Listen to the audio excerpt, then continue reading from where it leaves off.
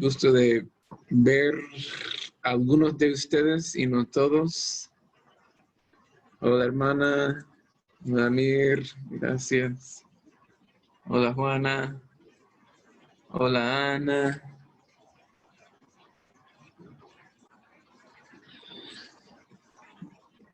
Quiero tomar un momento solo para dar muchísimas gracias a Marta, que siempre ha servido de anfitriona en toditas estas sesiones, sin agradecimiento, sin recompensa, sin nada, solo su amor a San Ignacio me ha motivado a servir de anfitriona, que no es un trabajo tan simple, tan sencillo. Entonces, Marta, quiero agradecerte mucho y sé que hablo por todos en agradecimiento. Gracias, Marta. No habría sido posible. Gracias. Con mucho gusto, mucho gusto. Te están dando aplausos ahí. Bueno, en el nombre del Padre y del Hijo y del Espíritu Santo. Amén. Señor, en esta noche nos acercamos hacia tu presencia una vez más.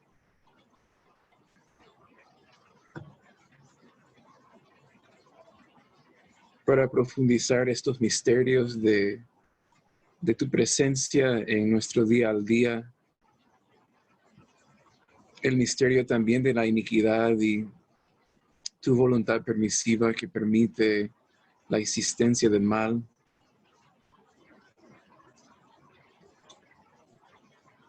Te damos gracias por toda tu sabiduría, tu providencia. Ayúdanos en esta noche a aprender mejor cómo preservar el bien en nuestra vida, cómo aspirar a mayores riquezas espirituales, cómo defendernos del maligno, cómo ayudarnos mutuamente unos a otros en este caminar y esta batalla espiritual. Te damos gracias porque nos has escogido a atravesar este mundo desde antes de la fundación del universo. Tú pensaste en cada uno de nosotros.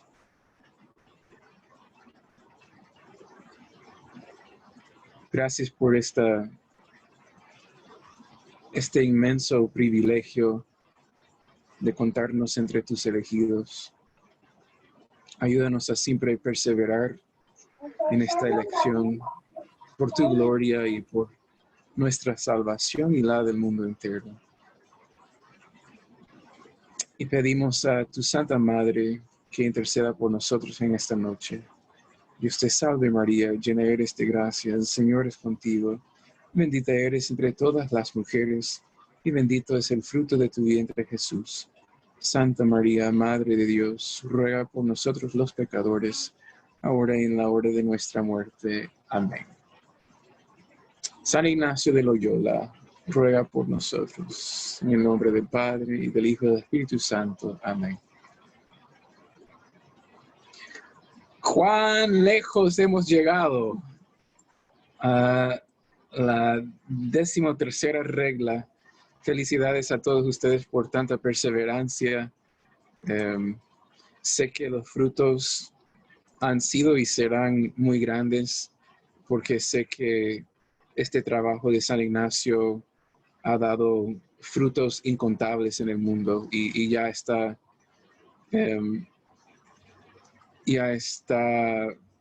brindando fruto en la vida de ustedes y en la mía.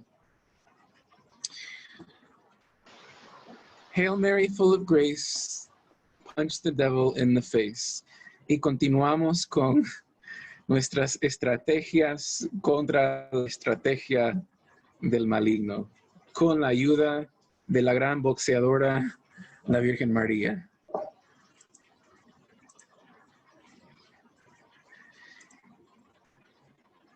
¿A, a quién le toca? ¿Quién no ha tenido el privilegio de anunciar todas las reglas de un solo?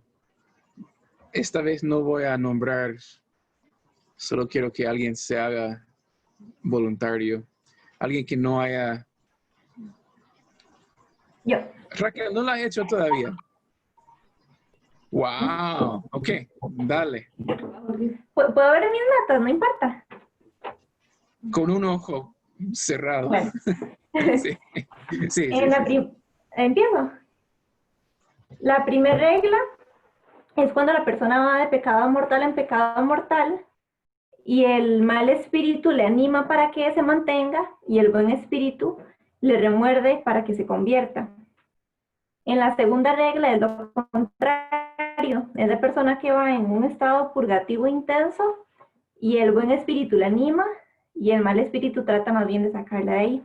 La segunda regla es la consolación espiritual, que es una gracia de Dios, que no hacemos nada para recibirla, es un regalo que nos quiere dar y nos ayuda a mantenernos creciendo en la fe, en la esperanza, en el amor. Hay consolaciones que son naturales y pueden servir de trampolín para una espiritual también. Luego, en la cuarta regla tenemos la desolación espiritual y es un estado completamente contrario. En vez de estar inflamada en amor y en fe, se siente infidente, se siente desanimada, perezosa y tibia. Y también puede existir la desolación natural que sirve de trampolín para la espiritual. En la quinta regla es nunca, jamás de los jamases, hacer mudanza. Y entonces lo que nos anima a esa regla es a mantenernos en las resoluciones que teníamos en el tiempo que estábamos en consolación. La sexta regla es hacer mudanza, pero contra nosotros mismos y contra la desolación. Y se hace mediante las diligencias, que es la oración de petición, el mucho examinar,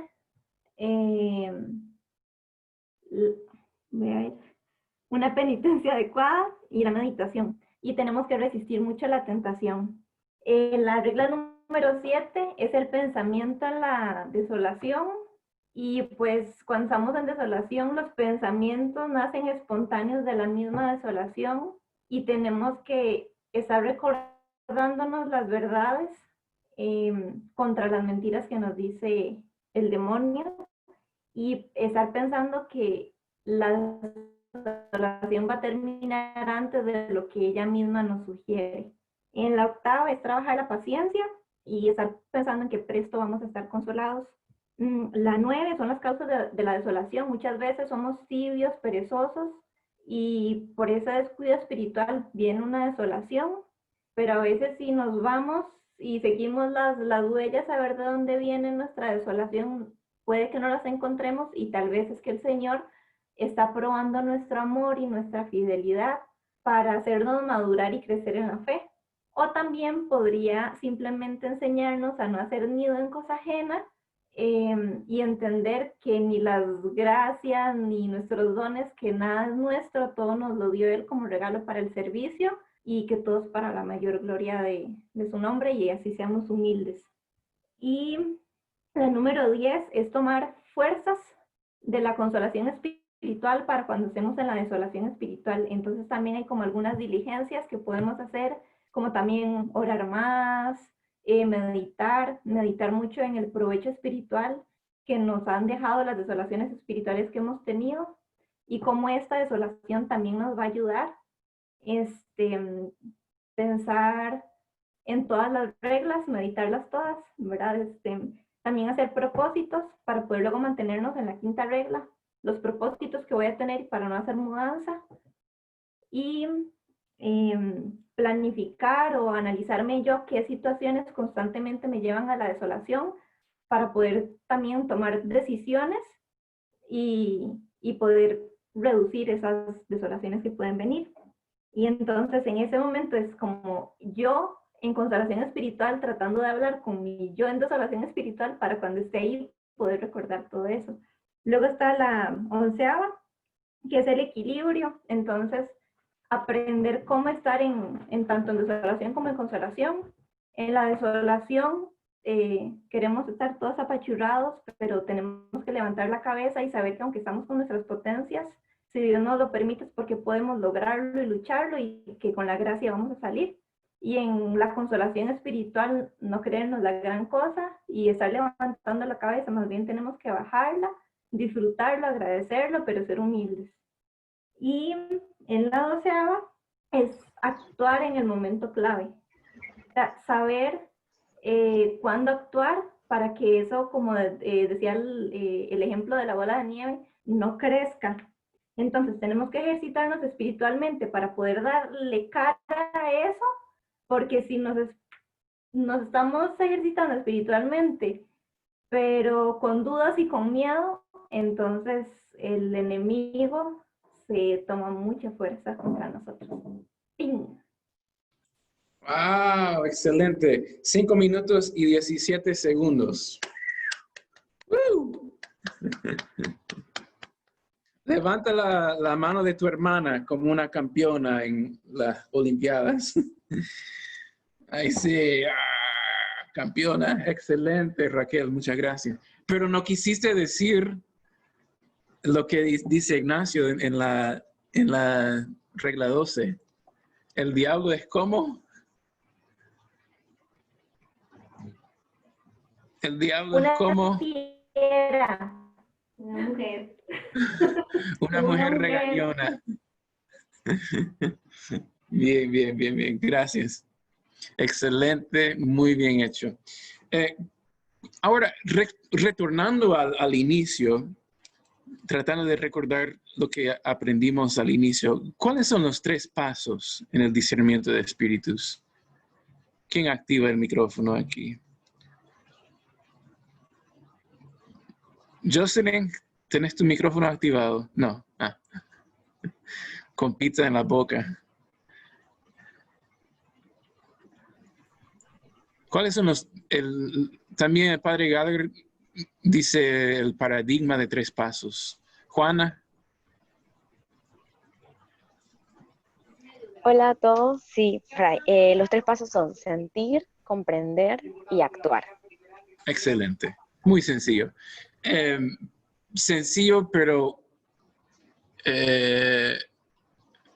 completamente necesarios. Y es importante que recordemos esos 3 pasos. ¿Ustedes recuerdan esta lámina que es como un diagrama de flujo?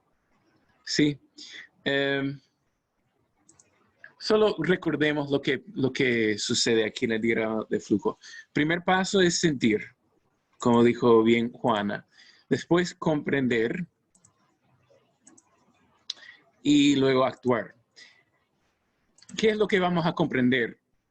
Por una parte, queremos comprender si lo que estamos pasando es una desolación espiritual o si es meramente natural. Y el padre Gallagher nos ayudó en recordar esos 3 tipos de conciencia, ¿sí? La conciencia espiritual, moral y psicológica. Yo decía psicosomática.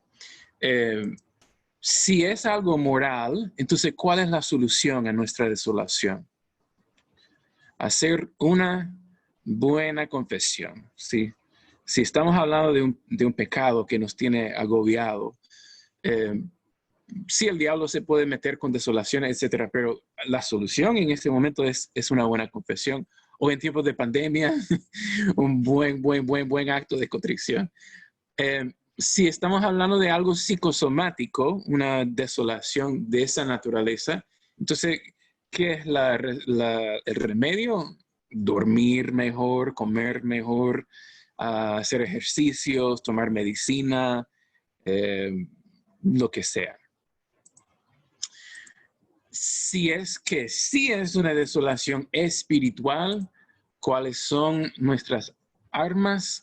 Lo que mencionó Raquel, la 6ª regla, la oración de petición, meditación, mucho examinar, incluyendo esa pregunta, ¿por qué Dios está permitiendo esto? que es una alusión a la 9ª regla, ¿sí? Y la penitencia adecuada. Y recordar siempre esa paciente resistencia con fidelidad y nunca hacer mudanza de los propósitos que hicimos en tiempo de consolación o en el tiempo previo a la presente desolación espiritual. Y esperar la consolación. Cuando viene la consolación, ¿qué es lo que hacemos? La disfrutamos humildemente con la cabeza agachada y preparándonos, no al inicio, pero preparándonos para que no nos sorprenda la siguiente desolación. Preguntándonos qué es lo que aprendimos también. Hasta la siguiente desolación. ¿Quién me puede explicar el efecto bola de nieve y su relevancia a la 12ª regla? Raquel lo mencionó, pero ¿quién más puede hablar del efecto bola de nieve? Roxana.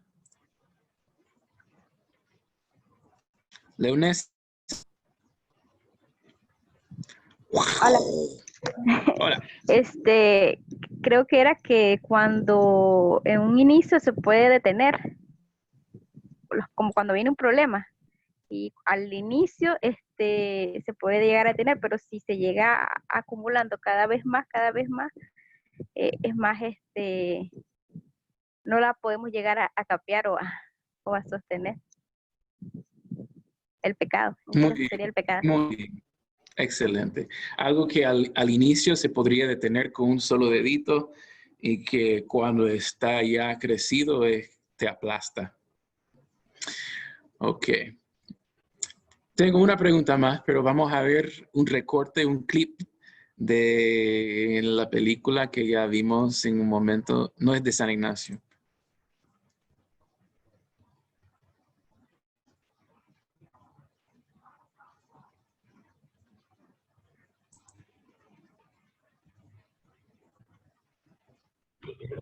Tomemos el paso de Carazras.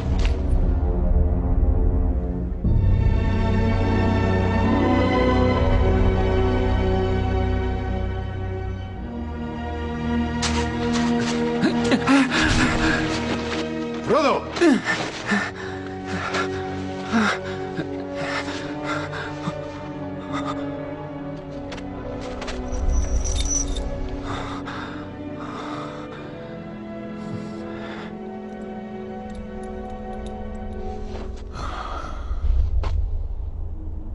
Boromir. Qué extraño destino tener que sufrir tanto miedo y dudas por algo tan insignificante, tan irrisorio. Boromir. Devuelve el anillo a Frodo.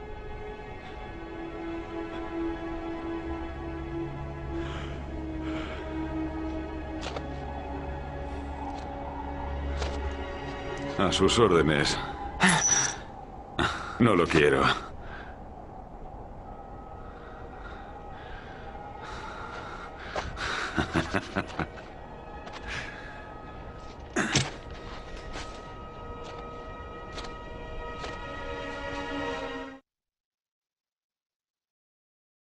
Tomé.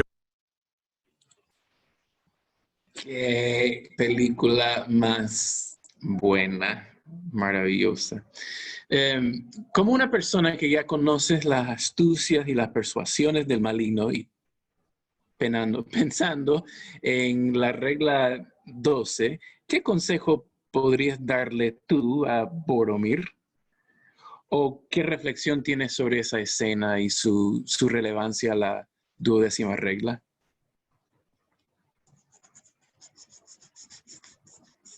Fray, yo le diría que sepa que el anillo es el maligno, que es la voz de Satanás la que le está hablando por medio de ese anillo, ¿verdad?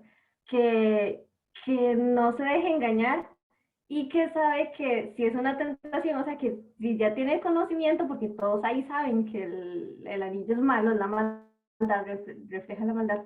Si esa tentación o eso que te está queriendo hacer caer, sabes que es de Satanás, que entonces hagas todo lo posible y te ayudes de tus compañeros también para nada, hacer que la tentación no caigas en ella, ¿verdad? Como en ese momento ellos la ayudaron y le dijeron, bueno, mira, deja el anillo ahí y él está bien con todo, aunque no quería, lo dejó, ¿verdad?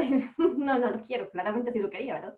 Pero, pero eso, digamos, como algo que puede, o sea, ese era un momento clave, precisamente, para que él dejara ahí el anillo y no caer en esa situación que luego sí lo iba a poder votar, sí lo llegó a votar, ¿verdad? Pero eso, digamos, que se fije que ese era un momento clave para él dejar ir ese llamado de Satanás, en ese caso, para no caer, y que está en el momento justo, es que eso es precisamente la regla 12, atraparlo o cacharlo cuando está en el momento que lo puedes dejar. Gracias, vale. ¿Y qué pensaste de la reacción de Aragorn? Aragorn, creo que así se llama. Está muy bien, sí, que está muy bien porque uno no sabe qué pudo haber hecho Boromir, cómo se pudo haber comportado. Es mejor ser precavidos, ayudarle, claramente, tratar de ayudarle, pero también ser precavido con él, estar a la defensiva, por decirlo así, porque, porque uno no sabe de qué podía hacer él, cómo se iba a reaccionar. Muchas gracias. ¿Alguien más que tiene un comentario? Yo, Fly. Sí, Lourdes. Bueno, primero que no hay enemigo pequeño. Si nos descuidamos y pensamos que nuestro enemigo es algo insignificante, como dijo él en el momento, entonces puede llegar a pasarlo el efecto bola de nieve, crecer y aplastarnos. En este caso sería el entrar en confusión y quererse apoderar del ánimo y pues que pase lo que tenga que pasar después.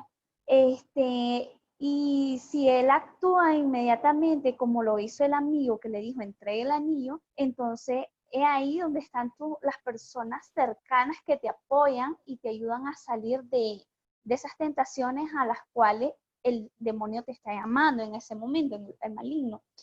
Y ahí comportarse como una mujer, como decía en la regla. Comportarse como una mujer, saber en el momento, tener la astucia de identificar entre lo bueno y lo malo. Muy buen aporte, Lourdes. Me gustó mucho eso de que no hay cosas pequeñas. Sí sabemos que el diablo en su esencia es un cobarde, es muy débil, pero es muy peligroso para nosotros y no es pequeño. Sí, buena observación, gracias. ¿Alguien más?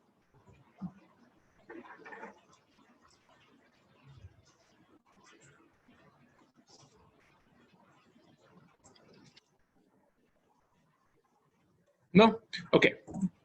Vamos a continuar. Gracias por esos aportes. Adelante a la regla 13. Rompiendo el silencio espiritual.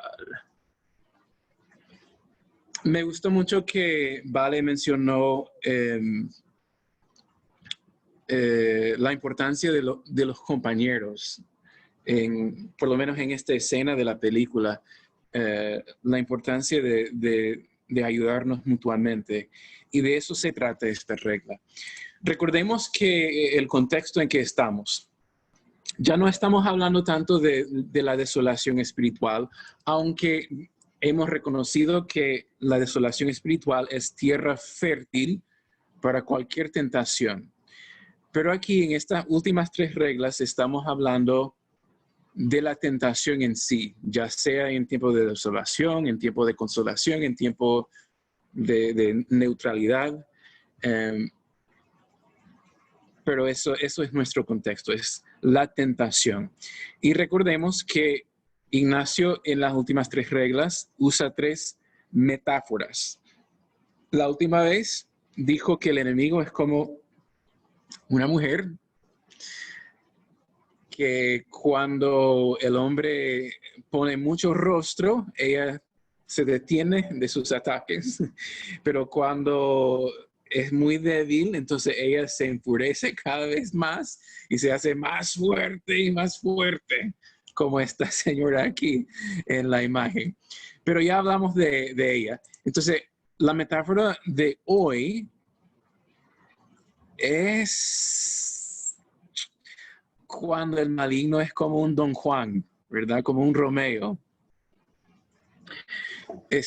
Vamos a ver primero una escena del Evangelio de Juan, porque creo que tiene algo de relevancia. Esta escena sucede de noche cuando Nicodemo, el fariseo, le busca a Jesús porque quiere hablar con él, pero le busca a oscura en la noche. Por ahí necesito poner pausa. Una.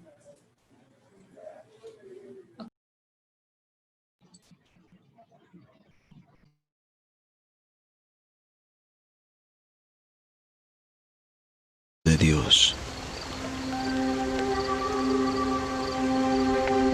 Y esta es la condenación, que la luz ha venido al mundo, y éste amó las tinieblas más que la luz, porque sus obras son malas. Pues todo aquel que hace lo malo aborrece la luz, y no viene a la luz para que sus obras no sean reprendidas. Pero el que vive la verdad viene a la luz, para que se ponga de manifiesto que sus obras son hechas en Dios.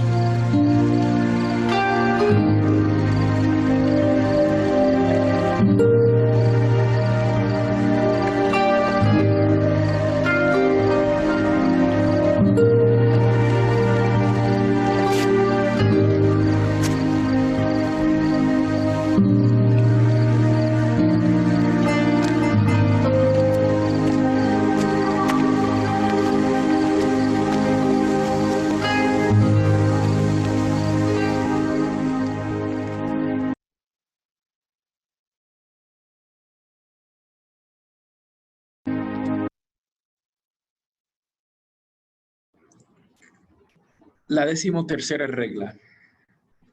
Asimismo, el enemigo se hace como el vano enamorado, en querer ser secreto y no descubierto. Porque así como el hombre vano, que hablando con mala intención, requiere a una hija de un buen padre, a una mujer de buen marido, quiere que sus palabras y persuasiones sean secretas. Y lo contrario, le displace mucho cuando la hija al padre o la mujer al marido descubre sus vanas palabras e intención depravada, porque fácilmente colige que no podrá salir con la empresa comenzada. De la misma manera, cuando el enemigo de natura humana trae sus astucias y persuasiones al ánima justa, quiere y desea que sean recibidas y tenidas en secreto. Mas cuando las descubre a su buen confesor o a otra persona espiritual que conozca sus engaños y malicias, mucho le pesa, porque colige que no podrá salir con su malicia comenzada al ser descubiertos sus engaños manifiestos. Yo no sé, escuchando esta regla, me inspira mucho pensar, y aquí yo me dirijo a los hombres, me inspira mucho pensar en cómo es un hombre de verdad, un hombre verdaderamente entregado al Señor, pero viviendo con el pleno dominio del Señor en él. Esa escena ahorita con Nicodemo, ahorita solo estaba viendo a Jesús y yo percibía su dominio. Nicodemo en su cara se veía como miedo, se reflejaba incertidumbre. Jesús en ningún momento está incierto. No existe la palabra incertidumbre en la existencia de Jesucristo, porque Él tiene pleno dominio sobre cada situación. Wow, qué lindo sería leer todo un evangelio con esa óptica, solo tratando de ver el dominio del Señor Jesús en cada situación. Y nosotros como hombres, pedirle también al Señor que nos regale ese dominio en las situaciones, el dominio que viene de Él, ¿verdad?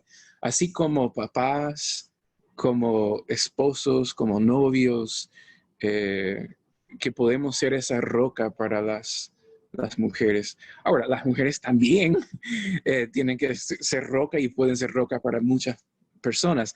Incluso sabemos que San Ignacio era muy adelantado de su tiempo. Lo vimos en la película, ¿no? Que él se mezclaba con tantas personas. Y cuando él dice aquí que debemos descubrir al buen confesor lo que estamos pasando, o a otra persona espiritual que conozca sus engaños y malicias, él está pensando en las mujeres que él conoce, porque conoce muchas mujeres muy sabias. Tenía muchas amigas que él sabía que eran perfectamente capaces de guiar a las almas. Entonces, aunque no use la palabra, él está pensando en ellas también. Yo estoy consciente también que estoy aquí entre muchas mujeres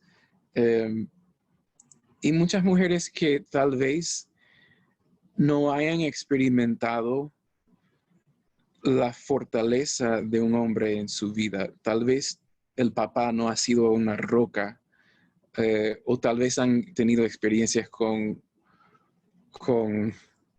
esos hombres vanos, vanos enamorados, que no son el hombre fuerte que merecen.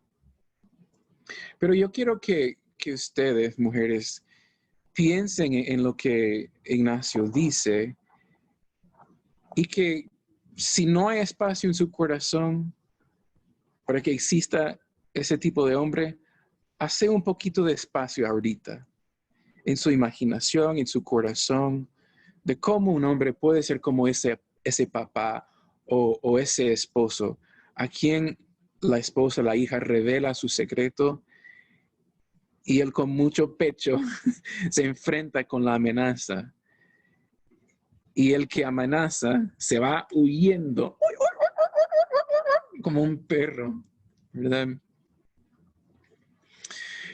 Encontré otro recorte, otra escena de una película. Yo nunca he visto la película, entonces no sé si es buena o mala, pero la escena es buenísima. Pongamos que en esta escena es como que la hija está previendo el vano enamoramiento del muchacho. Y que como si le pidiese a su papá que la defendiera. En realidad no, porque van a ver en la escena que a ella le da pena lo que hace su papá. Pero imaginemos que ella haya pedido a su papá, papá, protégeme de este vano enamorado. Okay.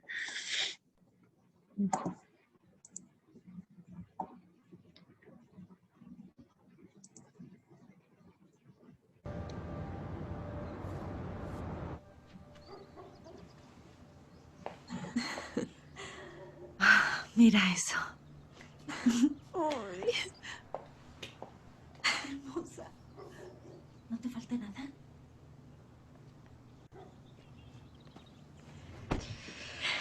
Ay, ya está aquí. Bien. Vaya, qué bien te ves. Gracias. Tú te ves increíble. Gracias. ¿Te ves bien? Gracias. ¿Ella es mi mamá? Él es un placer. Rolando. Mucho gusto, Bienvenido, Rolando. Mucho gusto. Veo que heredaste su belleza. Gracias. Lo Lo digo en serio. Gracias. ¿Me permites? Ah, sí, claro. Gracias. Rolando, él es mi papá. ¿Qué tal, señor Lebeau? Es un placer. Acompáñame un segundo. Quiero hablar contigo. Sí.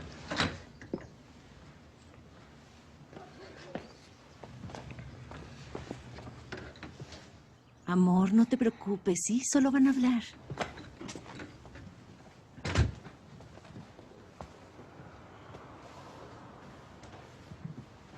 Esto es lo que pasa.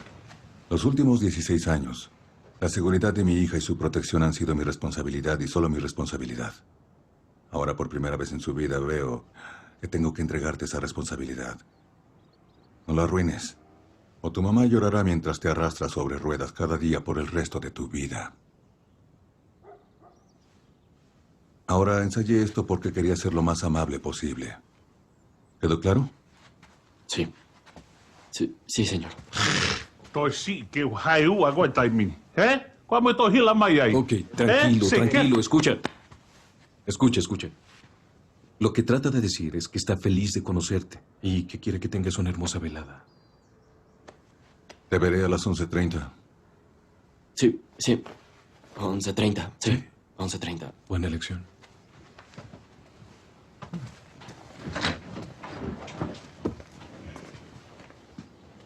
Creo que lo entendió, hermano.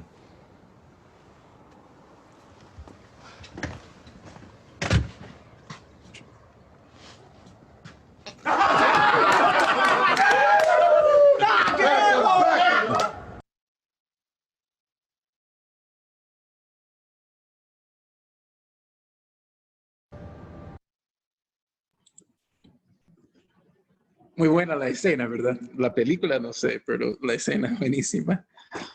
¿Alguna reacción? ¿Algo que alguien quiere compartir en este momento?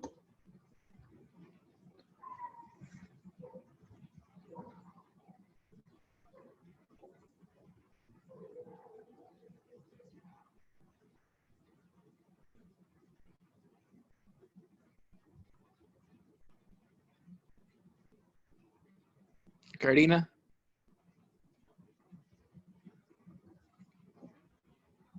No, nada. No. Ok.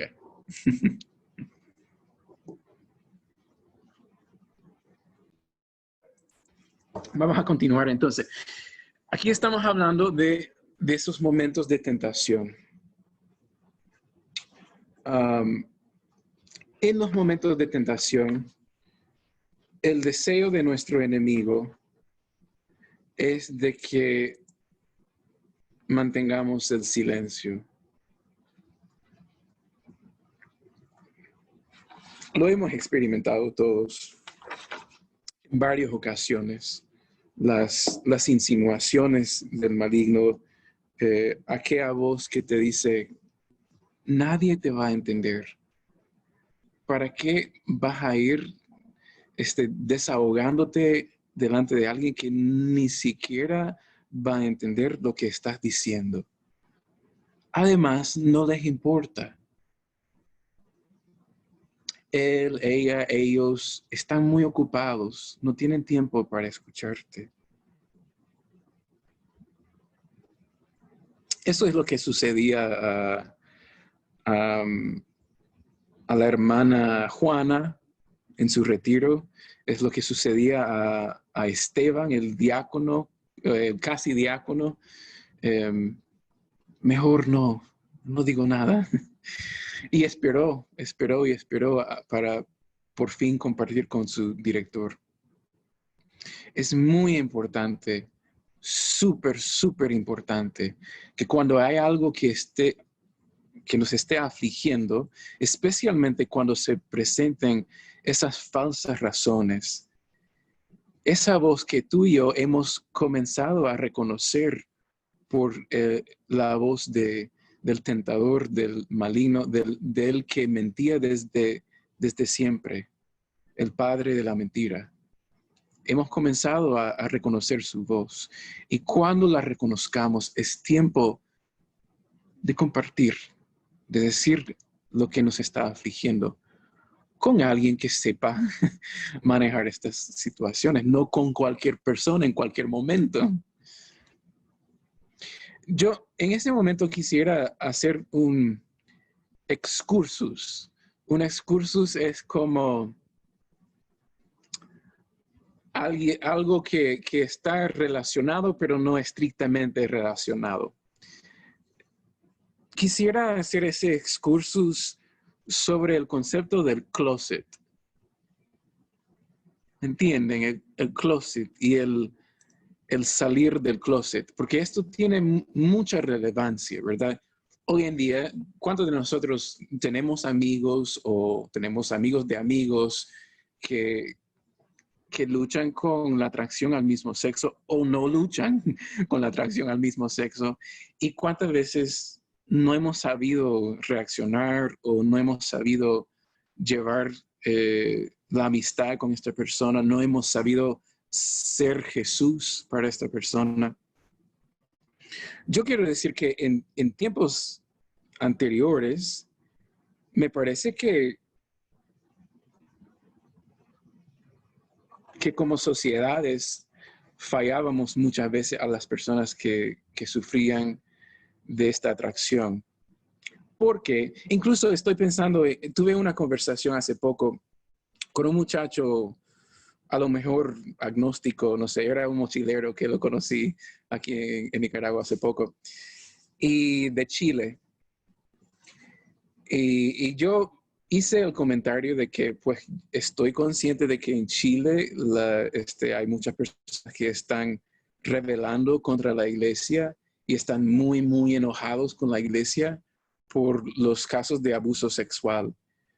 Y yo simplemente hice el comentario de que pues alguien tiene que levantar la voz cuando hay abuso sexual. Alguien tiene que romper el silencio.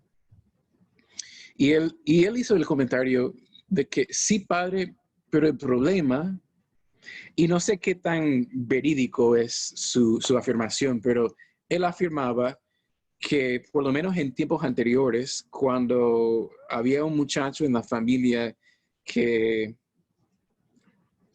se percibía que era un poco afeminado, algo así, que la primera cosa que hacían era enviarlo al seminario como una manera de tapar para que no le trajera vergüenza a la familia. Esa es una reacción. En otras sociedades, en otros tiempos, es simplemente perseguir a las personas que sientan esta atracción, o burlarnos de ellos. Mil maneras de tratar de silenciar un fenómeno no tan agradable. Pero yo no creo que eso sea la respuesta adecuada, y la iglesia tampoco cree que eso sea la respuesta adecuada. Si quieren saber la mente, el pensar de la iglesia en esto, pueden ir directamente al catecismo. Hay 3 numerales que se tratan.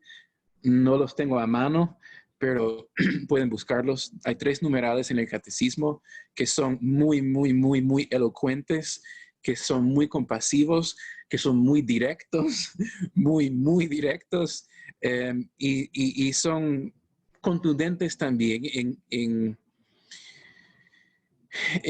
reconocer el pecado de practicar actos homosexuales como algo muy pecaminoso.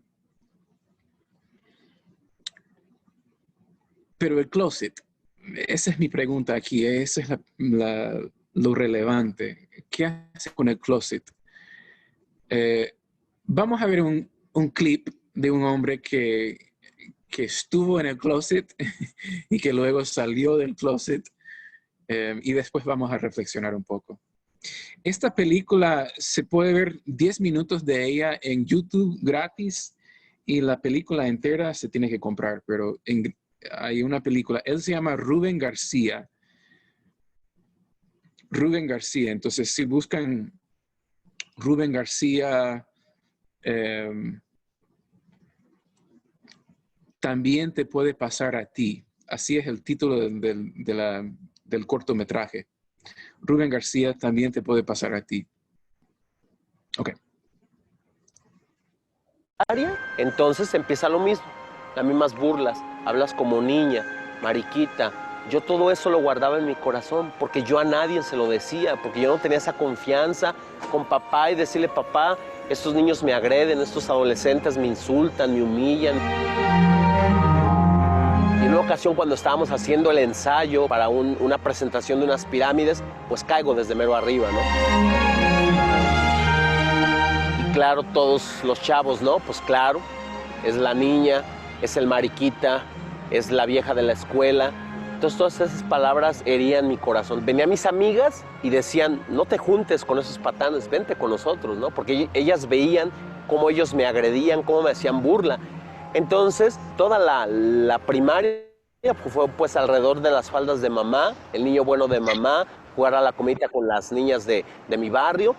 La adolescencia es lo mismo, con mis amigas.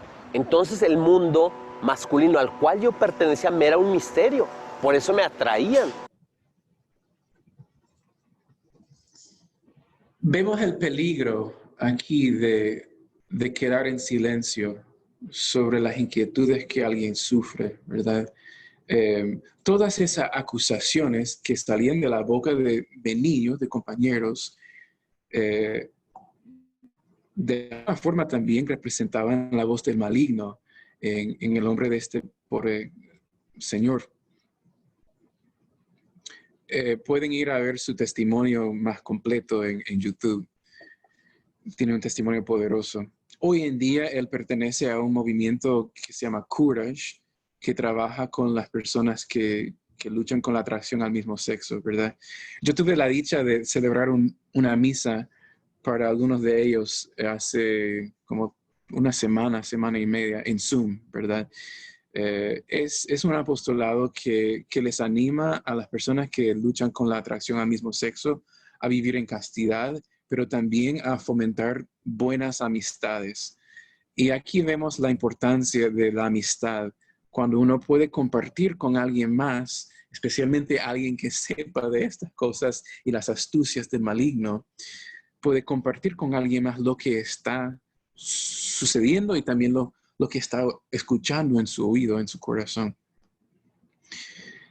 De alguna forma, sí es importante salir del closet. Cuando el niño tiene experiencias así, cuando tiene confusión sobre su identidad, cuando hay una figura paterna o alguien que puede encaminar al hijo o a la hija, a la niña, al niño hacia su identidad verdadera en Cristo, entonces muchas veces esas cosas se resuelven. Es el efecto bola de nieve. Cuando se atiende a una edad muy temprana, se detiene con un solo dedo, sinceramente, porque el niño puede descubrir su verdadera identidad como hombre, como mujer, como niño, como niña, como hijo, hija de Dios, de Cristo. Descubriendo nuestra identidad en Cristo hace todo lo demás como una experiencia navegable, algo que podemos manejar, especialmente con la ayuda de los demás. Entonces, sí hay que salir del closet, pero no en cualquier momento con cualquier persona, igual que la regla de San Ignacio. Sí hay que decir lo que te está sucediendo en lo interior, en lo secreto, pero no con cualquier persona en cualquier momento. En el momento idóneo, con la persona idónea, que conoce las astucias, las trampas del maligno, que te puede ayudar en manejar estas situaciones. Yo sé que este pequeño excursus podría provocar 1000 preguntas, comentarios, etc. Vamos a guardarlos para después, cuando terminamos. Yo siempre me voy a quedar en sala un ratito después y si quieren compartir algo o tienen preguntas sobre el asunto, con mucho gusto, pero reservemos eso para el final. ¿Está bien? Ok. Me interesan mucho sus comentarios y inquietudes, pero esperemos. Entonces, ¿cuáles son los signos?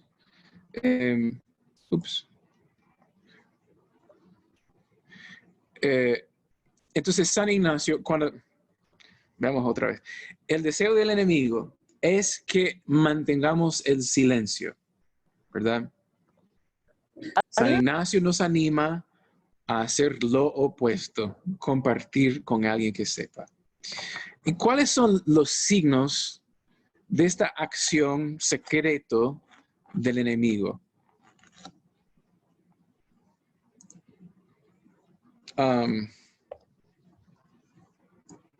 Perdón. Voy a leer del libro de Padre Gallagher. Aquí el Padre Gallagher crea una escena imaginaria de lo que puede suceder en el interior de uno. En medio de esta situación experimentarán estas personas impulsos como los siguientes. No puedes hablar de esta inquietud interior. Puedes hablar de todo lo demás, pero no de esto. No debes hablar de esto. Si lo haces, la persona con la que hables nunca te va a comprender. Le impactará saber que puedes llegar a ser tan débil y a sentir este tipo de cosas en tu corazón. Perderás la estima en que te tiene actualmente y ya nunca más deseará acompañarte. Te criticará o se reirá de ti y confirmará tus temores con respecto a tu ineptitud espiritual. Será insoportablemente doloroso. Es mejor que no digas nada y que hagas lo posible para llevar solo esta carga. Miren cómo es de compasivo el enemigo.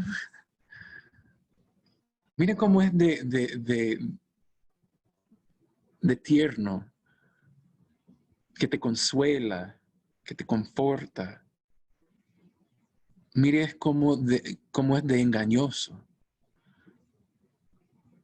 Y es muy obvio en el caso de un novio o un pretendente para una chica, son muy suaves en la hora de la hora, pero cuando llegue el momento en que se necesite, se desaparecen, solo están ahí por interés. Pero, qué consoladores son, qué suaves, qué compasivos, cómo te entiende, como nadie te ha entendido antes.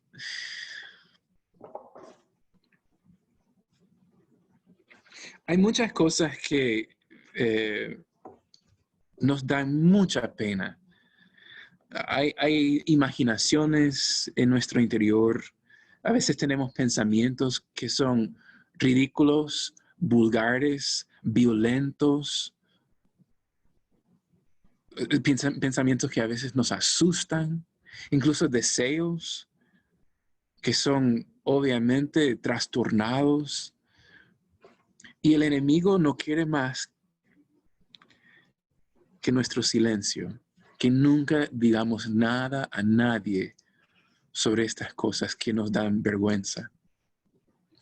Pero qué riqueza de riquezas que existe el sacramento de la confesión, donde tú puedes decir lo que hay en el secreto y sabrás que ahí se queda, que no tienes que hablarlo otra vez y que nadie va a decir nada. ¡Qué riqueza! Voy a imaginar algunos casos. Recuerdo una vez que aquel experto en teología del cuerpo, Christopher West, alguno de ustedes han escuchado de Christopher West. Yo recuerdo que una vez él reflexionaba de que a veces los papás, no se me escandalizan aquí, chicas, a veces los papás tienen un secreto muy grande que les pesa la conciencia. Que alguna vez un papá que ama mucho a su hija, cuando la hija crece y se hace mujer, no es imposible, biológicamente, físicamente, no es imposible que ese hombre siente una cierta atracción física a su propia hija. No estamos diciendo que es correcto que él haga algo con respecto, obviamente, pero imagínese que eres ese hombre y que nunca has podido confiar con alguien que alguna vez sentiste una atracción a tu propia hija. Sería muy fácil decir, qué hombre más grosero, guácala, ¿qué está pensando? Pero en realidad no está pensando nada. Su cuerpo, sus ojos están reaccionando. Es un fenómeno fisiológico que a veces sucede. Imagínese la tortura de un hombre que nunca ha podido decir a alguien, fíjate que esto me pasó. En la confesión, por ejemplo. Y qué alivio que algún día diga, por ejemplo, en la confesión, Padre, no sé qué me está pasando, pero esto. Y ahí se acaba. Porque compartió con alguien que sepa de estas cosas y alguien pudo decirle, tranquilo, tú amas a tu hija, no tienes ningún mal designio contra ella. Tranquilo. Sé cuidadoso, pero tranquilo, ¿verdad? Y puede haber 1000 otras circunstancias parecidas. Saqué una circunstancia un poco extrema para hacerles saber cuán necesario es que revelemos a alguien que sepa en el contexto correcto estas cosas que nos perturban. Estos pensamientos, yo sé que cada uno de ustedes, y no por haberles confesado, yo sé que cada uno de ustedes ha tenido pensamientos que te han perturbado, que te han hecho pensar, y yo pensé eso ahorita, o yo tuve ese deseo, qué monstruo que soy. Ok, perteneces a la raza humana, una raza caída. Adán y Eva te heredaron algo que se llama el pecado original y por eso estás teniendo tal pensamiento, tal deseo, tal reacción fisiológica. Ok, pero por eso tenemos que confiar en las personas que son confiables. San Ignacio nos anima a compartir estas astucias, malicias del maligno con alguien que sepa.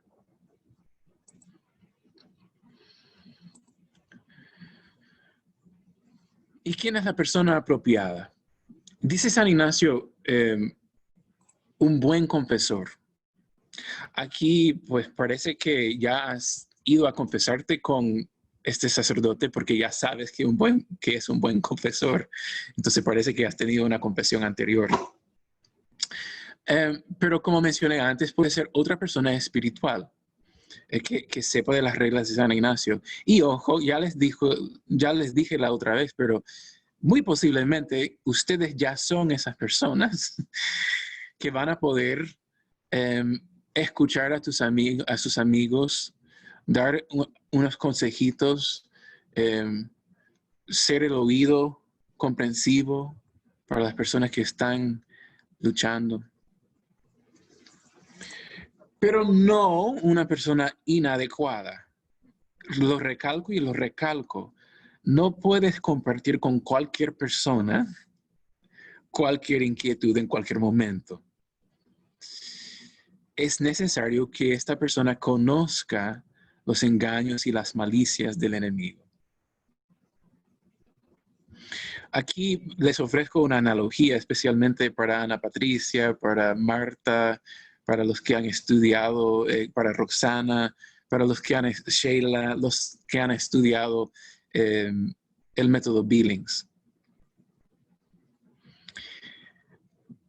Puede haber una persona de muy, muy buena voluntad que quiere enseñarte el método Billings. Pero por mucha buena voluntad que tenga, si no tiene un buen conocimiento de cómo funciona el método Billings, si sos mujer, muy probablemente vas a salir panzona sin quererlo, porque alguien de buena voluntad te dio una mala instrucción por su falta de preparación, su falta de conocimiento de las reglas del método Billings y del funcionamiento del sistema reproductor, etc. Entonces, la persona apropiada tiene conocimiento de las astucias del maligno. Y queremos comunicar a esa persona las persuasiones, astucias, engaños, malicias del enemigo.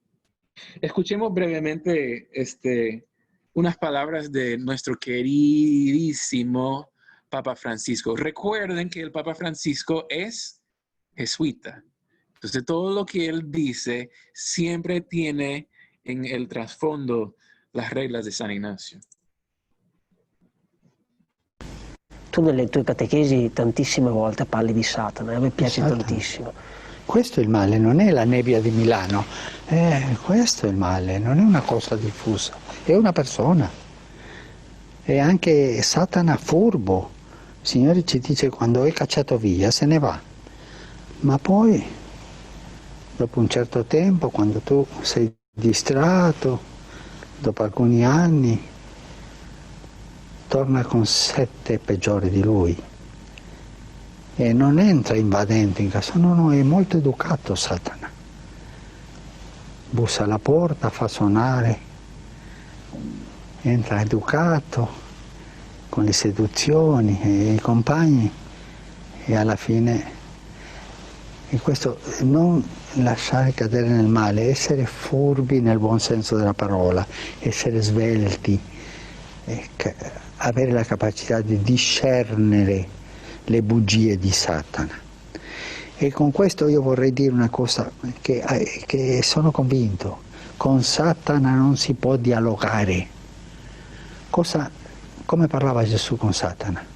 O lo cacciava via, o come ha parlato nel deserto, con la parola di Dio. Ma no, ha fatto dialogo, perché se tu incominci a dialogare con Satana sei perduto. È più intelligente di noi e ti rovescia, ti fa girare la testa e sei perduto. No, vattene. E quindi tu, Papa Francesco, mi dici che il male va con la maiuscola, c'ha un nome e un cognome. Sì, sicuro, Anche dentro casa nostra. Dentro? Ma sempre fa finta di essere educato con noi, no? Con noi sacerdoti, vescovi, ma educato. E entra così e poi finisce male se non te ne accorgi.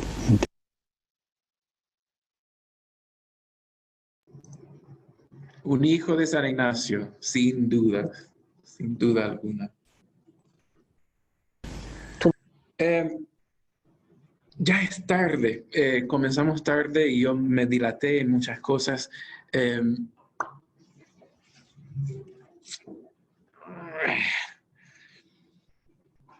Yo voy a seguir. Los que quieren despedirse, está bien, tranquilos. Marta, incluso si necesitas despedirte, muy tranquilo, pero déjame como anfitrión y déjalo grabando para que quede grabado. Vamos a seguir adelante para los que quieren quedarse, porque lo hago así porque tengo que terminar la siguiente semana con la regla 14. Es necesario que termine porque tengo un retiro de 2 semanas después. Entonces, adiós a los que necesitan irse, no tengan pena, está completamente... Y si yo me quedo dando la regla 13 solito, está bien, porque queda grabado para YouTube y no me voy a ofender, ustedes tranquilos, ¿ok?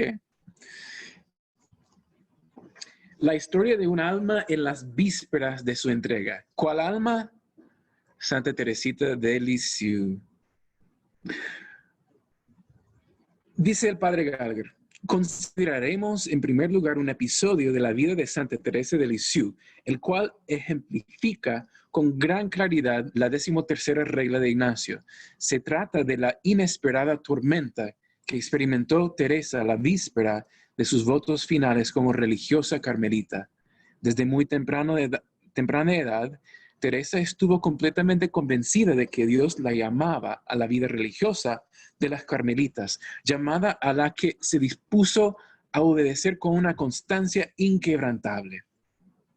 Tanto antes de entrar en la orden como en sus primeros años como carmelita, mientras se preparaba para sus votos finales, Teresa seguía completamente segura de su vocación.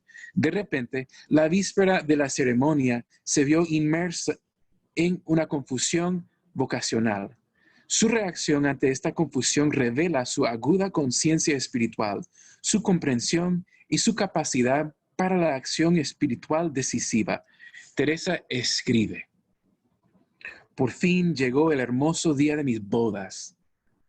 Fue un día sin nubes, pero la víspera se levantó en mi alma la mayor tormenta que había visto en mi vida. Su relato continúa así. Hasta entonces, ni una sola duda sobre mi vocación me había venido al pensamiento, pero tenía que pasar por esa prueba. Por la noche, al hacer el Vía Crucis, después de maitines, mi vocación me pareció ser un sueño, una quimera. La vida del Carmelo me parecía muy hermosa, pero el demonio me insuflaba la convicción de que no estaba hecha para mí, de que engañaría a los superiores empeñándome en seguir un camino al que no estaba llamada. Mis tinieblas eran tan grandes que no veía ni entendía más que una cosa, que no tenía vocación. ¿Cómo describir la angustia de mi alma? Ahora aparece una característica más de esta tormenta de Teresa. Ella dice, me parecía, y tengo que decir pensamiento absurdo, que demuestra a las claras que esta tentación venía del demonio, pero me parecía que si comunicaba mis temores a la maestra de novicias, ésta no me dejaría pronunciar los santos votos. Sin embargo, prefería cumplir la voluntad de Dios, volviendo al mundo a quedarme en el Carmelo haciendo la mía. Pero luego reflexiona. La yo en desolación comienza a ver a la yo que reflexiona sobre la yo en desolación, comienza a dialogar y le viene una claridad. Entonces dice, hice pues salir a la maestra de novicias y llena de confusión le expuse el estado de mi alma. Gracias a Dios, ella vio más claro que yo y me tranquilizó por completo. Por lo demás, el acto de humildad que había hecho acababa de poner en fuga al demonio, que quizás pensaba que no me iba a atrever a confesar aquella tentación. En cuanto acabé de hablar, desaparecieron todas las dudas. Y gracias a Dios, porque ¿dónde estaríamos sin Teresita de Lisieux? ¿Dónde estaríamos? Mi vida sería mucho más pobre sin esta gran amiga en mi vida.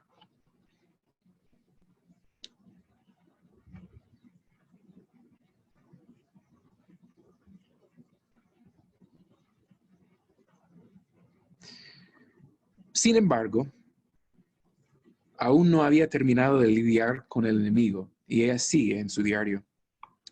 En cuanto acabé de hablar, desaparecieron todas las dudas. Sin embargo, para completar mi acto de humildad, quise confiarle también mi extraña tentación a nuestra madre, que por cierto era su hermana de sangre.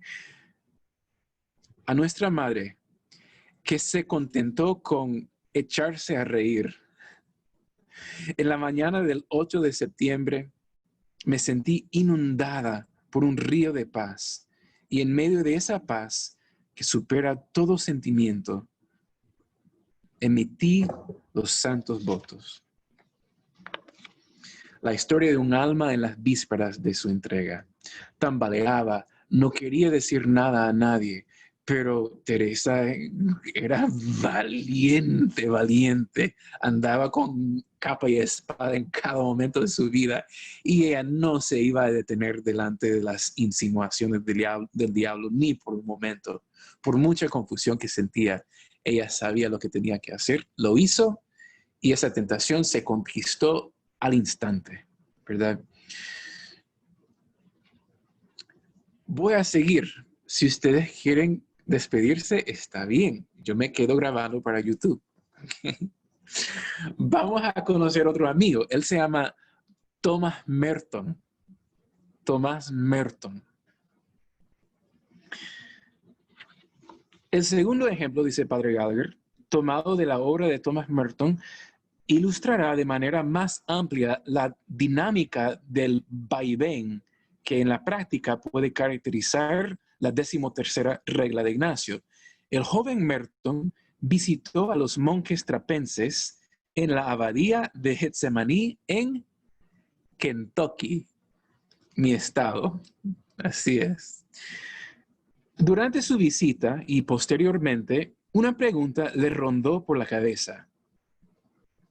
¿Me está llamando el Señor para que me convierta en un monje trapense en Getsemaní? Merton continuó enseñando en la Universidad de San Buenaventura, una universidad franciscana, por cierto, al norte del estado de Nueva York, al tiempo que meditaba sobre su decisión. Si ustedes no han visto el libro de la autobiografía de él, se llama, ¿cómo se llama, hermana Consuelo? En español, las 7 montañas. No sé cómo se llama, pero busquen la autobiografía de Thomas Merton. Es buenísimo. Él era ateo, etcétera, conversión, monje, todo el rollo. Esta pregunta vocacional, con una mezcla de atracción y ansiedad, consumía cada vez más a Merton, que sabía que tenía que hablar con un guía espiritual sobre esta cuestión, pero que no se decidía a hacerlo. Los meses pasaron sin progreso. Merton escribe, la lucha continuaba en mi mente. Por el momento, el problema se había resuelto en una decisión práctica. ¿Por qué no consulto a alguien sobre toda la cuestión? Más práctico todavía, aquí en San Buenaventura había un sacerdote a quien había llegado a conocer bien en este año último, un filósofo bueno y sabio, el padre Filoteo. Sabía que podía confiar en él para el problema espiritual más intricado. ¿Por qué no le preguntaba? Había una cosa absurda, desequilibrada, que me retenía. Era una especie de impulso ciego, confuso, oscuro, irracional. Esos son las huellas de ¿quién? Del maligno, obviamente. Venía a ser un temor vago, subconsciente, de que una vez por todas me dirían que definitivamente no tenía vocación. Era el temor de una última negativa. Pasaban los meses y Merton continuaba en ese estado de indecisión. Entonces llegó una noche de noviembre en la que la cuestión de su vocación ya no podía posponerse. Y él escribe lo siguiente. Finalmente, el jueves de esa semana, por la noche, me sentí de pronto presa de una intensa convicción. Me ha llegado la hora de ir a ser trapense. Y sin embargo, en medio se mantenía la vacilación, aquella cuestión de siempre, pero ahora no podía haber dilación. Debía acabar con eso, una para siempre, y obtener una respuesta. Podía conseguirse en 5 minutos, y era la hora, ahora. ¿A quién consultaría? Al padre Filoteo. Estaba probablemente en su habitación de abajo. Entonces bajé las escaleras y salí al patio. Sí, había una luz en la habitación del padre Filoteo. Muy bien, entra y oye lo que tiene que decirte. Pero en lugar de eso, salí de golpe a la oscuridad y me dirigí al soto. En el silencio del soto, mis pasos resonaban en la grava. Caminaba y rezaba. Estaba muy oscuro junto a la capilla de la Florecita. En nombre del cielo, ayúdame, murmuré. Regresé hacia los edificios. Muy bien, ahora realmente voy a entrar ahí a preguntarle. He aquí la situación, padre. ¿Qué piensa usted? ¿Debería ir yo a hacer trapense? Había aún una luz en la habitación del padre Filoteo. Entré valientemente en la sala, pero cuando hube llegado a unos 6 pies de su puerta, sentí como si alguien me hubiera detenido y me retuviera donde me encontraba con manos físicas. Algo interfería en mi voluntad. No podía dar un paso más, aun cuando quería. Di como un empujón al obstáculo. Entonces me volví y salí corriendo de la casa una vez más. De nuevo me encaminé hacia el soto. Mis pies resonaban en la grava. Me encontraba en el silencio del soto, entre árboles húmedos. No creo que jamás hubo un momento en mi vida en que mi alma sintiera una angustia tan apremiante y especial. ¿Cómo vacilaba? Después de una intensa oración, solo en la oscuridad de la noche, Merton encontró la valentía para regresar a los edificios, desandando el camino, pasando por la capilla de Nuestra Señora de Lourdes y el final del campo de fútbol. Estaba listo para intentarlo una vez más. Y él sigue escribiendo. Cuando entré en el patio, vi que la luz de la habitación del padre Filoteo estaba apagada.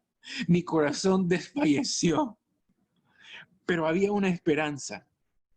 Fui directamente a la puerta, penetré el corredor y doblé hacia la sala común de los frailes. Nunca me había acercado a aquella puerta, no me había atrevido nunca, pero ahora subí, golpeé la vidriera, abrí la puerta y miré al interior. No había nadie ahí, excepto un solo fraile, el padre Filoteo. Le pregunté si podía hablarle y fuimos a su habitación. Era el fin de toda mi ansiedad, de toda mi vacilación. Tan pronto como le expuse todas mis vacilaciones y preguntas, el padre Filoteo dijo que no podía haber ninguna razón para que yo no entrara en un monasterio y me hiciera sacerdote.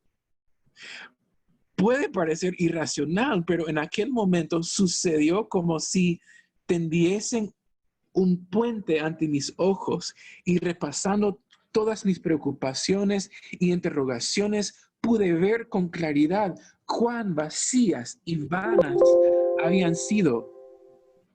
El accidente y las circunstancias todas habían contribuido a exagerar y deformar las cosas en mi mente, pero ahora todo está derecho otra vez. Ya me encontraba lleno de paz y seguridad, la conciencia de que todo estaba bien y que un camino recto se había abierto claro y suave delante de mí. Subí las escaleras como alguien que ha resucitado de entre los muertos. Nunca había experimentado la paz tranquila e imperturbable y la certeza que ahora llenaban mi corazón. De ahí Merton se hizo trapense, sacerdote, un gran escritor. Murió a una edad relativamente joven. Es otra historia, pero pueden leer su autobiografía. Si ustedes quieren despedirse, con toda tranquilidad, siéntense libres de decir adiós. Yo me voy a quedar grabando para YouTube. Tengo una cosita más. Y es la historia de un alma titubeante. Ustedes ya habían visto esas fotos en mi cumpleaños, ¿verdad? En la celebración de mi cumpleaños. Ese chico ahí tenía como 18 años. ¿Cómo les explico? Ven la iglesia en la foto, ¿verdad? Ese es el monasterio de Getsemaní, el mismo monasterio donde quería entrar Thomas Merton. Ese monasterio está a 45 minutos de mi casa en carro. Está muy cerca. Yo he ido muchas veces al monasterio, pero no cuando tenía 17 años, 18 años, porque yo era un pagano, agnóstico, con muchas dudas,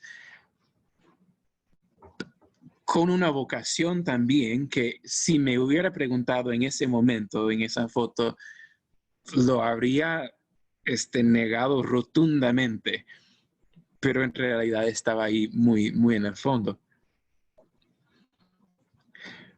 Yo había renunciado a la fe católica, había renunciado también, o por lo menos cuestionado severamente la existencia de Dios. Pero para mí fue una tortura, fue muy difícil para mí, fue como una crisis existencial. Yo sentía una obligación intelectual de renunciar al cristianismo. A la vez sentí la angustia de no tener a Dios y no saber si Dios existía, etc. Entonces, cuando tenía 18 años, yo estaba vagamente consciente de ese monasterio, ¿verdad? Entonces, hice una llamada al monasterio preguntando si no podría hacer un retiro personal ahí.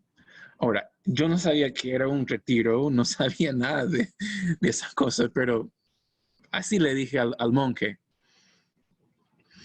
Y me dijo que sí, venga este fin de semana, tenemos un cuarto para ti. Luego me enteré que para tener una reservación en ese monasterio para un retiro, tenés que pedir 6 meses de antemano, porque la lista de reservaciones es muy larga. Pero el monje me dijo, sí, ven este fin de semana. Entonces, yo como un peregrino agnóstico, preparé mi bicicleta, decidí ir en bicicleta, que era, bueno, un largo distancia, como unos, no sé, como 6, 7, 8 horas en bicicleta. Entonces hice una mochilita con mis cositas, la bicicleta, y me fui en la bici hasta que llegué y pasé 3 días haciendo no sé qué, porque no sabía qué hacer. Creo que fui a la capilla algunas cuantas veces. Tal vez fui a misa, pero no comulgaba. Más que todo caminaba en el bosque que estaba cerca, etc. Pero llegué al último día de mi retiro y yo me dije, tengo que hacer algo. No he venido a este lugar tan lejos por nada. ¿Qué puedo hacer? Entonces fui a la biblioteca y ahí pasé la oficina del monje que estaba a cargo de todos los huéspedes.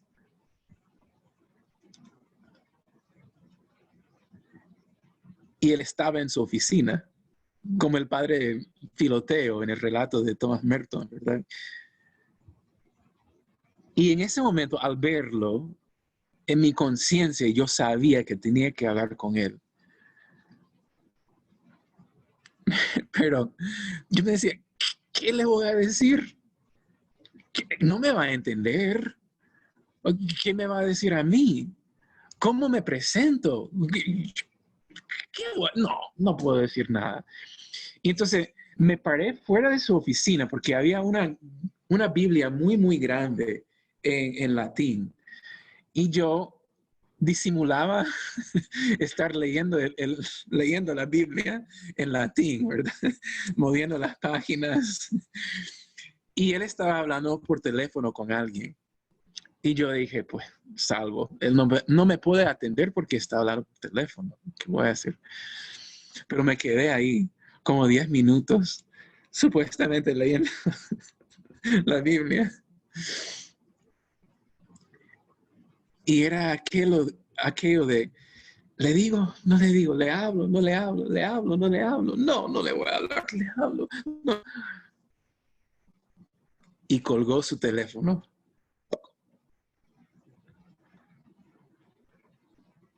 Y no sé qué me pasó, pero simplemente di la vuelta y yo entré directamente. Y él me dijo, hola, usted está aquí para un retiro, ¿verdad? Y ya se acaba. Siéntese. Me sentó y comenzó a hacerme preguntas. Y habló conmigo por 10 minutos de nadarías, de cosas de irrelevancia, de nada de importancia. Solo me preguntaba por cosas tan cotidianas como preparando, ¿verdad? Preparando el terreno. Y después me dice, ¿y por qué viniste? Y le dije, pues mira, padre, yo soy agnóstico. Yo no sé si Dios existe. Sí me interesa saber. De hecho, me angustia saber si existe o no. Pero siento ciertas convicciones intelectuales que no me permiten creer en Él. Y me escuchó con tanta compasión. Y me presentó algunos pequeños argumentos. Pero ¿saben lo que me dijo? Me dijo, tranquilo, no te preocupes. Nunca me dijo, tenés que creer. Nunca me dijo, te vas a perder. Nunca me dijo, tu alma está en riesgo. Solo me dijo, tranquilo, Dios te va a guiar. Cosa que no pudiera haber esperado. Cosa totalmente inesperada. Y cosa que me consoló. Y que sí, yo experimenté una grandísima consolación espiritual. Estando en pecado mortal, sí. No había ido a confesión en muchos años. Y el Señor me regaló una consolación espiritual. Yo tenía 18 o 19 años en aquel momento. Y les digo ahorita, yo no regresé a la iglesia hasta que tenía 22 años. Por esas mismas inquietudes, dudas, cuestionamientos, pasaron 3 o 4 años más. Pero de alguna forma, la fe de ese monje, el padre Matthew Kelty, estoy convencido que me sostuvo en ese periodo. Me mantenía a flote. No sé cómo. Pero quería compartir esa historia con ustedes por lo que era de Getsemaní, el monasterio, por lo que era el titubeo, el decirle que sí, no decir nada, decirle, no decirle. El enemigo constantemente está tratando de silenciarnos. Hablemos, rompamos el silencio en el contexto adecuado, con la persona adecuada, en el momento idóneo. ¿Okay? Y confiemos en el Señor. Tranquilos, todo va a estar bien. Gloria al Padre, y al Hijo, y al Espíritu Santo, como era en el principio, ahora y siempre, por los siglos de los siglos. Amén. El Señor esté con ustedes. La bendición de Dios Todopoderoso, Padre, Hijo, Espíritu Santo, descienda sobre ustedes y permanezca para siempre. Amén. Nos veremos el otro jueves. Si alguien quiere dilatar más tiempo, después de 1:30 de estar juntos, me quedo en la sala un ratito también. ¿Ok? Bendiciones. Voy a pausar la grabación también.